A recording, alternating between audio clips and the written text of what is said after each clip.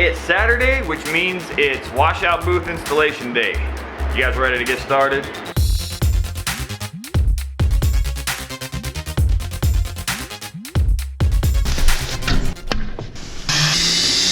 Hey Jesse, can you throw me a hand here? Here is what the kit comes with. Roll of filter paper, 2 of these support rods, and then it comes with these 4 brackets here. So the first step is to get those brackets installed on the sides here and here. Here's the tools you'll need to assemble the drain filter. 7/16 socket and a Phillips head screwdriver.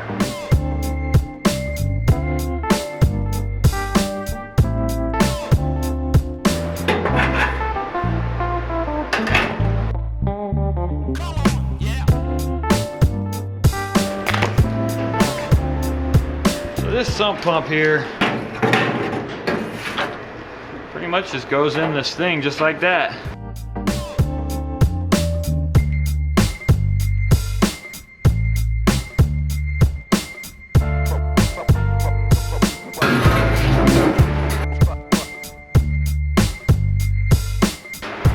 I'd like to thank not only the folks at CCI, but stainless steel equipment manufacturers everywhere for applying these impossible to remove stickers to every fucking surface of their appliances, and ultimately ruining my entire Saturday afternoon trying to take this shit off. Stickers are for bumpers. Strike one, God. No. You know what? That back sticker can stay there. I'll be here all day. Okay, the leg ones aren't as bad. Let's go get the filter. Very cool, man. That's about as far as I can take that without making a trip to the supply house. Got to get some 1.5" pipe, a couple of male fittings to tie it all together. Got to get some ABS glue. Let's go to the parts house, eh? Actually, it's just Home Depot.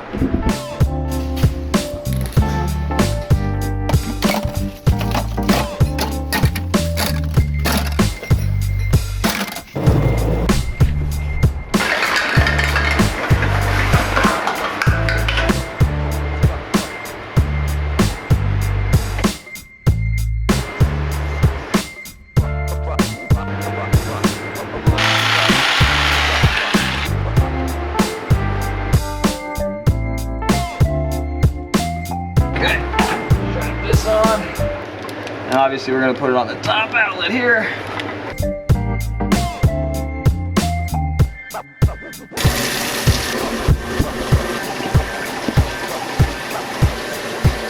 I mounted the pressure washer up top.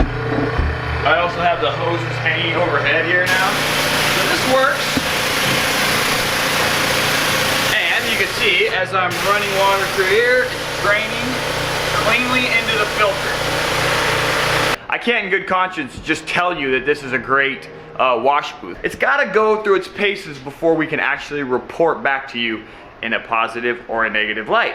I've already found multiple mistakes, but I just found some installation error that I didn't notice because I didn't watch the installation instructions. I'm just winging it, but here we go. I just fixed it already, so you're looking at it the proper way. Originally, so dumb. I just didn't think about it until, you know, after it actually happened. But I had this shit wrapping over the top. And you can imagine as I'm rolling it this way, the dirt was going over, completely eliminating the point of this filter, and it was dumping into the water. So you want it to go up and under, so that way when you roll it, it's sucking it in on itself and it's trapping it as you roll it. Yeah. Dum-dum. And now there's a little bit of junk in the bottom of this thing because I let it spill over the top. First off, the backlight. It's very nicely diffused, so it has a good even light coverage across the entire surface. I knew I had been missing out, but I didn't know how much of a difference it would make until I had one. A backlit washout booth, this is the only way to go. Second thing, this thing is just premium made in my opinion. Super durable, stainless steel, welded everywhere. You can tell it'll last a lifetime. you can see the crud that it's catching on the filter. And when you're done with it, when it's time to move forward, you just give her a little spin. And there we go. Now we got some fresh filter material underneath there. The thing should be catching whatever we need it to catch. The pump, so when it gets to its maximum fill level, this float will hit here and it turns on. The only mistake I made is not putting a check valve right here. A check valve allows the water to push through, but it doesn't let it dump back into the system. Overall, based on value for the price, I would say that this thing is an absolute win, because it is technically an economy washout booth with just a bunch of premium features. It feels premium, but it is economy. Now, this would not be a valid review if I didn't pick out some gripes. I gotta nitpick some things. And with this one, I got two. First one, we ended up blowing a hose, and Jesse dragged it along the edge here when the hose was under pressure, and it blew the hose open. Kind of our own dumb fault, but at the same time, I do wish that these edges were cut. But again, that would put more labor into the manufacturer of the thing, which would then, of course, increase the price, and then it wouldn't be an economy press anymore. Also, the legs are very sharp. I mean, they're sharp to the point where if you had a careless printer in here, drag his arm across it, he might slice his arm. So I've just resorted, this is super ghetto, but I'm gonna get tubes of rubber, slit them down the middle and put them on all these edges, but for now I just have tape here. Let me itch my nose, because it's itchy. The only other nitpick that I have is in regards to this filter. Now obviously these are two separate products, of course, but the filter did not ship with a sump pump, and granted it's a really affordably priced filter, so I understand why it wouldn't, but I think it should just be a package unit, because if you're a new printer, you may not even know that you have to get the sump pump. You would order the product, you would get it here, you would realize it didn't have a pump, then you would have to place a second order. It could put you on hold for a week. I just think even if it increases the price for the cost of the pump, it should all be a package deal.